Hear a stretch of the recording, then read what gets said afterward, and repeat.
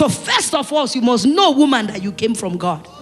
And you cannot be effective as a woman, not just as a wife. You can never be effective without that God. I was speaking to them. I said, every product that you carry has a manual. Hello, somebody. As a manual. The manual is to tell you how to use it, how not to use it, what you can benefit from it, and what can cause harm. So if you use it wrongly, it can cause harm. Marriage is an institute from God. God ordained it. So how can I be effective? How can I do well? How can I succeed without having a walk with that God? There has to be a knowing. There has to be a relationship. There has to be a connection with your maker. He is the one that will tell you this is the way to go and this is how to go. So if you do not have a relationship, I'm not talking about coming to church. So many of us are church goers. I'm talking about a relationship with God. It is only a relationship with God will get you to a point where you can lift your children, lift your marriage, lift everything that belongs to you and say, God, you gave it to me. It is not mine. Handle it. You have to know God and know what He is saying about marriage for you to be able to operate in it. I tell people when they are agitating to get married, I say, it is better for you to go and learn.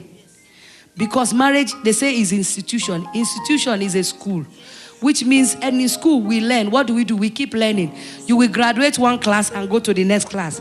And if you refuse to pass at one class, waiting to happen, you will stay there. So there are so many people repeating in their marriage. Same mistake, day in and out. Because they do not have a walk with God. Because when you have a walk with God, it will always bring you back to the manual, the Bible. There are instructions there. The Bible says a wise woman builds her home, but the foolish tears it down. I know we know the Proverbs 31 woman. We're so conversant with it. Some of us are even afraid. We ask ourselves, are we sure we are not? Sweetheart, can I break it a bit down for you? Say, who can find a virtuous woman? She's way, way more valuable than rubies. And some of the things say she's a merchant ship. Some says she considers a field and buys it. Sweetheart, if you have a focus in your marriage and you are tending to what God has called you to do, you have considered a field. Because considering a field means you are not idle. There are so many idle women. You are not idle. There is something you are pursuing. And sometimes you may not be pursuing something that is bringing money to you, but something that is bringing an internal value. I was in a meeting one time, somebody said a word in passing. He said, it is better to grow ourselves. If you need to go back to school, go back to school. If you need to do this, I said, powerful. It's a good thing. But I often ask a question.